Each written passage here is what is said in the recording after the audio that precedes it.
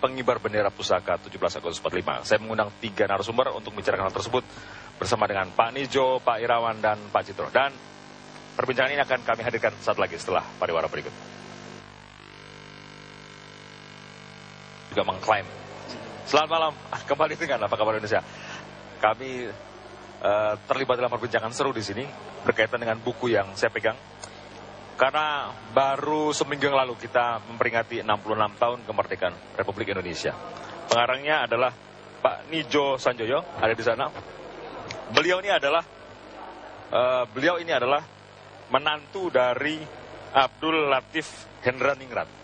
Sementara Abdul Latif Hendraningrat almarhum adalah salah satu dari pengerek bendera di foto ini, sudah wafat, dan beliau terlibat secara langsung pada saat proklamasi kemerdekaan Republik Indonesia yang disampaikan ke seluruh dunia oleh 2 orang proklamator kita. Kemudian ini ada Pak Citro, beliau adalah anak ketiga dari almarhum Abdul Latif Hendraningrat, dan yang di sebelah kanan saya langsung adalah Pak Irawan, beliau adalah anak kelima dari almarhum Suhut. Almarhum Suhut di sini, ini adalah orang yang disebut, ini memang wajahnya tidak terlihat, tapi almarhum Abdul Latif menyebut bahwa ini adalah Suhut, adalah ayah dari Pak Irawan. Saya ke Pak Nijo. Mengapa menjadi penting buku ini Anda tulis dan disampaikan kepada publik? Apakah Anda khawatir nama Abdul Latif dan nama Suhut hilang dari sejarah dan terlupakan? Iya, alasan yang pertama betul itu. Maksud saya memang intinya adalah untuk meluruskan sejarah. Jangan sampai anak cucu kita itu nanti merasa kecewa atau dipersalahkan atau merasa dibohongi. Katanya kamu anak atau cucu pahlawan ini, tapi ternyata bukan. Nah itu saya menjaga itu sebenarnya intinya, Mas. Anda memiliki cukup bukti sejarah yang bisa memastikan bahwa foto ini adalah mertua Anda, iya, dan rekan mertua. Iya. Jadi buku itu saya tulis dengan metodologi penelitian sejarah, sehingga saya menggunakan banyak referensi. Kalau Mas mau buka di situ, saya ada lebih dari 50 referensi dan bisa dipertanggungjawabkan. Karena saya sebagai akademisi, saya tidak mau melakukan penelitian apabila datanya itu tidak valid dan tidak reliable. Karena dua kunci itu, valid dan reliable, itu yang bisa digunakan untuk data penelitian. Yang menjadi serius adalah wajah yang tidak terlihat secara langsung, ya, yang dinyatakan sebagai almarhum Suhut. Dan Pak Irawan ada di sana, anak langsung dari almarhum Suhut. Betul. Banyak orang, saya yang setahu adalah 2 orang yang mengaku bahwa dia adalah pria tersebut yang menggunakan celana pendek. Sekarang ada nama Suhut di sana, dipastikan. Bagaimana Anda dan keluarga yang meyakini bahwa ini adalah orang tua Anda? Semenjak kita kecil, ya, ayah kami selalu memberikan cerita-cerita mengenai seputar proklamasi kemerdekaan tanggal 17 Agustus 45. Jadi kami meyakini bahwa ayah kami bukan pembohong. Itu nomor 1. Kemudian waktu kita masih kecil, kawan-kawan ayah kami, ya yang sekitar itu, yang disebut sebagai orang-orang yang terlibat dalam peristiwa itu. Jadi seperti Ibu Trimurti gitu ya, itu memang di situ. Mungkin semua orang juga atau sejarah memberikan keterangan bahwa Ibu Trimurti ada di situ. Pernahkah ayah Anda cerita bahwa bagaimana bisa sampai ayah Anda terlibat dalam seluruh aktivitas pengibaran bendera pusaka? Menurut versi ayah Anda bagaimana? Sering sekali. Dan memang ayah saya selalu mengatakan kepada anak-anaknya bahwa secara kebetulan saja dia ada di situ. Gitu. Makanya beliau bisa berdiri di mengerek bendera itu. Ada satu bagian wawancara yang saya punya kopinya yang disiarkan oleh RRI tahun 95. Yang sebetulnya itu wawancara oleh panitia panitia kemerdekaan atau panitia 17 Agustus itu. Jadi mau mencari kebenarannya. Ada kita 5 menit wawancara itu di situ yang pada waktu perayaan proklamasi emas 50 tahun 95 itu disiarkan oleh RRI. Itu juga makin meyakinkan saya bahwa ayah saya di situ pada waktu itu. Pak Citro, Anda putra ketiga, apakah juga bisa ngobrol-ngobrol dengan ayah Anda ketika masih hidup, memastikan bahwa ya 2 orang yang mengerek bendera ini adalah ayah Anda dan almarhum Suhut? Iya, sudah sering juga disampaikan berulang kali, dan sebagai kebetulan saya putra lagi satu-satunya, jadi Pak Latif itu selalu memberikan suatu nasihat-nasihat supaya saya harus bisa menceritakan terus selanjutnya perjuangan-perjuangan bangsa itu kepada anak cucu turunan. Nah, dalam hal ini tentunya Bapak itu lebih orangnya low profile, jadi tidak suka gembar-gemborkan. Apalagi selalu nasihatnya adalah sepi imbah mrih. Jadi itu tidak mengharapkan balas jasa. Mungkin itu yang perlu kita rasakan, bahwa pada saat-saat seperti ini memang ternyata itu yang untuk kebaikan ya. Pernah nggak cerita mengapa ayah Anda diajak atau dilibatkan sebagai pengerek bendera? Pernah nggak cerita beliau? Pernah? Ya, ceritanya. Nah, ceritanya lebih lengkapnya saat lagi. Kami akan kembali dengan cerita itu sesaat lagi di Apa Kabar Indonesia Malam. Kembali dengan perbincangan. Monggo Pak Citro, pernah nggak cerita kenapa sih justru ayah Anda menjadi salah satu pengibar bendera pusaka?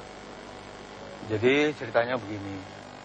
Pada waktu itu memang peta menjadi salah satu untuk pengamanan sekitar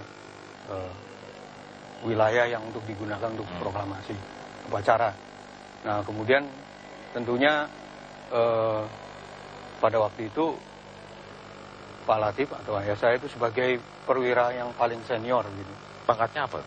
Judanco waktu itu. Judanco apa? Letnan? Kapten. Komandan kompi. Komandan kompi lah. Jadi waktu itu Gaidannya sedang ke Bandung, yaitu Pak Asman. Kemudian jadi sebagai perwira senior Pak Latif. Kemudian juga di situ tentunya untuk upacara lebih pantas memang perwira tentara lah, militer waktu itu, adanya cuma peta waktu itu Indonesia, sehingga kemudian ditunjuklah ya Anda langsung aja gitu, langsung aja maksudnya nggak ada protokol, jadi otomatis aja karena dia pangkat paling tinggi. Kalau Pak Suhut, bagaimana ceritanya Anda, versi Anda nih? Kalau ceritanya Bapak kepada kami itu sebetulnya tidak ada, sama seperti Pak Citro katakan, tidak ada protokol, tidak ada siapa yang harus jadi apa. Pak Suhut jadi apa saat itu? Dia dekat sekali.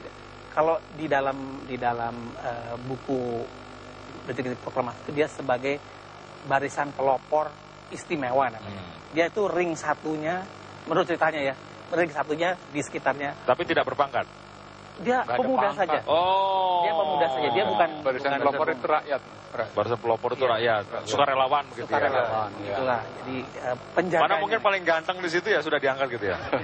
Paling dekat aja, paling dekat dengan lingkungan situ, dan dia jadi walaupun celana pendek saat itu. Karena pemudanya itu. Kalau pemuda celana pendek saat itu ya. Iya, zaman dulu mungkin begitu. Sekarang pakai celana panjang lah ya. Jadi dia diminta sama Pak Diro untuk mempersiapkan benderanya, komandannya. Pak Nijo, siapa saja sih yang berada di sini? Ada perempuan banyak sekali, ada 3 atau 4 orang. Tadi ada sebut SK Trimurti juga di situ. Iya, kalau menurut buku yang saya baca itu yang pakai kerudung itu Bu Fatmawati. Kemudian yang di sebelahnya yang tidak pakai kerudung itu Bu SK Trimurti. Yang ini ya? Iya.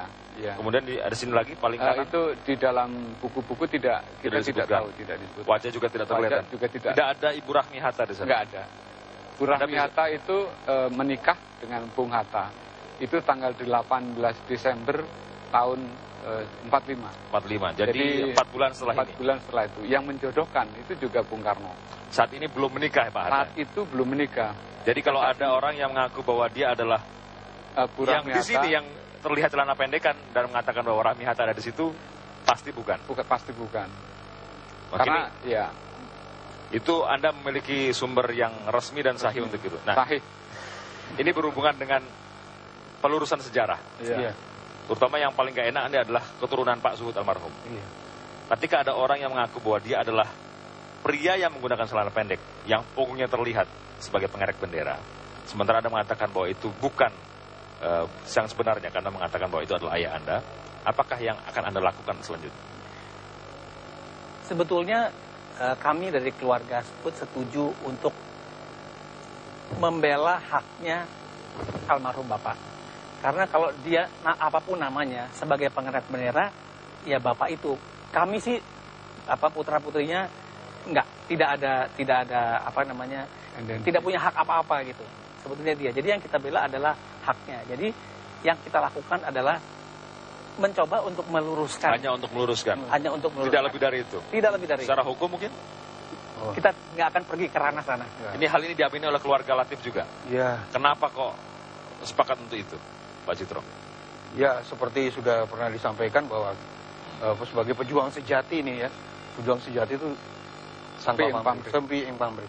Jadi itu udah moto sehingga saya juga baru menulis sekarang begitu ya? Kenapa tidak dulu juga? Padahal kadang-kadang dengan Rame Ing Pamrih juga kita mendapatkan sejarah yang paling dekat dengan situasi awalnya, kan begitu? Tidak pernah terpikirkan oleh keluarga. Rame Ing Pamrih, sepi ing gawe. Jadi Pak Nijo, banyak terjadi sekarang. Pak Nijo soal pelurusan sejarah, Ya. ini kembali akan Anda penulisnya begitu ya? Iya. Kalau ada pihak lain yang mengatakan mengklaim juga memiliki sejarah, memiliki referensi yang mungkin berlawanan dengan apa yang Anda tulis, bagaimana? Silakan. Justru saya ingin ada semacam kalau ada yang mau menguji apa yang saya Tulisan tuliskan benar atau tidak, saya sangat senang. Dulu waktu saya mau menjadi dokter itu diuji oleh 7 profesor 2 kali. Nah kalau seandainya ini buku yang saya tulis sekarang ini tulisan akademis, ada yang mau menguji dari ahli sejarah, saya akan sangat senang. Baik ini yang benar atau yang salah, saya akan sangat senang. Apapun itu, baik ini wajah Pak Latifnya. Itu waktu masih kalau zaman dulu, sekarang namanya Pramuka. Dulu Pandu. Sayang sekali Pak Suhud tidak jadi tentara sih. Jadi fotonya nggak ada ya. Pada waktu itu bukan jadi tentara.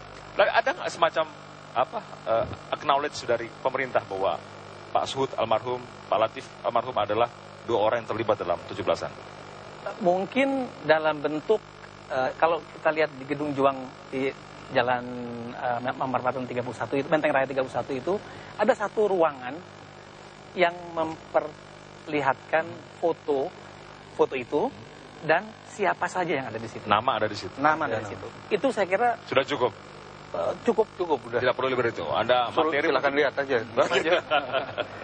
Baik Bapak-bapak, Ya. sejarah adalah sesuatu yang jadi pijakan kita di masa depan. Iya. Akan sangat senang sekali kalau itu adalah hal yang sebenarnya. Tidak ada orang yang mengklaim untuk itu. Kami sebagai orang muda tentunya berterima kasih kepada keluarga karena sudah terlibat dalam peristiwa 17 Agustus 45. Terima kasih juga telah bersama kami untuk meluruskan hal ini. Terima kasih.